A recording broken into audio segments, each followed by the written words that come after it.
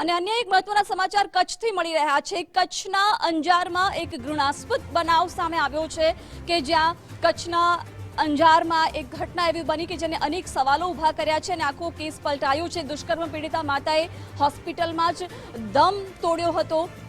આ અગાઉ પણ ઘટના છે એ દુષ્કર્મની હતી, હવે મર્ડરમાં પલટાઈ છે। ઘટના રેપ વિથ મર્ડરમાં પલટાઈ છે। આરોપી સામે આ કેસ દાખલ કરવામાં આવશે। ભોગ બનનારી જીકે જનરલ હોસ્પિટલમાં જ મોત નીપજ્યું છે। દુષ્કર્મ થયું હતું, બ્રેન સ્ટ્રોક અને હેમરેજનો શિકાર આ વૃદ્ધા બન્યા હતા અને એમનું હવે મોત નીપજ્યું છે। ઘટના છે રેપ વિથ મર્ડરમાં પલટાઈ છે। અંજાર પોલીસે હત્યાનો ગુનો નોંધી આ મામલે વધુ તપાસ હાથ ધરી છે।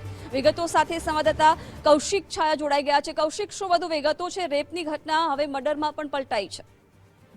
જી ચોક્કસથી અંજાર તાલુકાના એક ગ્રામીણ વિસ્તારમાં માતા પર પુત્રએ દુષ્કર્મ આચર્યું હોવાની ઘટના સામે આવવા પામી હતી। 2 દિવસ પૂર્વે આ ઘટનામાં અંજાર પોલીસ મથકે પુત્ર વિરુદ્ધ ગુનો દાખલ કરવામાં આવ્યો હતો। 80 વર્ષની અશક્ત માતા પર 50 વર્ષના હવસખોર દારૂડિયા પુત્રએ આચરેલા દુષ્કર્મની ઘટનામાં માતાનું ભુજની જનરલ હોસ્પિટલમાં મોત નીપજ્યું છે। આ સમગ્ર બનાવમાં અંજાર પોલીસે ગુનામાં હત્યાની કલમ તળે ઉમેરો કર્યો છે અને આ બનાવમાં આરોપીને કડક સજા ફટકારવામાં આવે તેવી માંગ પણ પરિવારજનો દ્વારા કરવામાં આવી છે। જી કૌશિક, આભાર જાણકારી માટે।